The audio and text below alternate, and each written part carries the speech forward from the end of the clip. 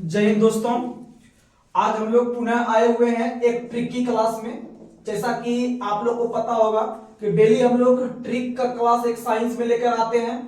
उसमें से आज आए हैं ध्वनि से संबंधित। आप लोग को पता होगा कि ध्वनि से संबंधित क्वेश्चन एग्जाम में आता है और कोई भी एग्जाम में बैठिए आपको एक क्वेश्चन ध्वनि से संबंधित देखने के लिए मिलेगा।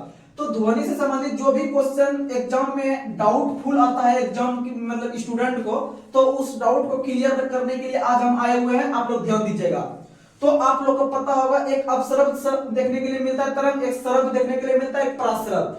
ये तीन प्रकार का तरंग होता है। कभी कभी इसका अंग्रेजी में नाम दे देता है यानी इंग्लिश में नाम दे देता है। तो याद रखिएगा, अ से एक काट के लिखे अ, स्रो से काट के लिखे स्रो, प से प्रासरम में काट के लिखे प, यानी कि अशराप। यानी कहते हैं किसी को शराप नहीं देना चाहिए, वो अशराप के भांति होता है। तो एक ट्रिक याद रखिएगा, अशराप, अशराप, अशराप। उसी का इंग्लिश में याद रखिएगा IAU, IAU, IAU, IAU, IAU, अशराप। यानी अ से जो अपसरब तरंग होगा उसका आई से नाम आता है इंफ्रासोनिक वेव। उसी तरह से सरब का जो इंग्लिश में नाम होता है ए से ऑडिबल वेव्स। उसी तरह से प्रासरब तरंग का इंग्लिश में नाम होता है यू से अल्ट्रासोनिक वेव। तो आप देखिएगा एग्जाम में याद करके जाइएगा। आप पहले से अपसरब तरंग इंग्लिश में दे देगा इंफ्रासोनिक, तो आप कंफ्यूज कर जाइएगा। इसीलिए अशराप IAU, अशराप IAU। तो आइए अब इसका तरंग का जो रहता है वो परिसर कहां से कहां तक रहता है तो बता देते हैं। अशरफ तरंग जो पहले लिखे हैं इसको लो से हाई की ओर जाएंगे, यानी 20 हर्ट्ज से कम, 20 हर्ट्ज से कम। यानी आप सीधा बोल सकते हैं कि 20 हर्ट्ज से जो कम रहता है वह किस में रहता है?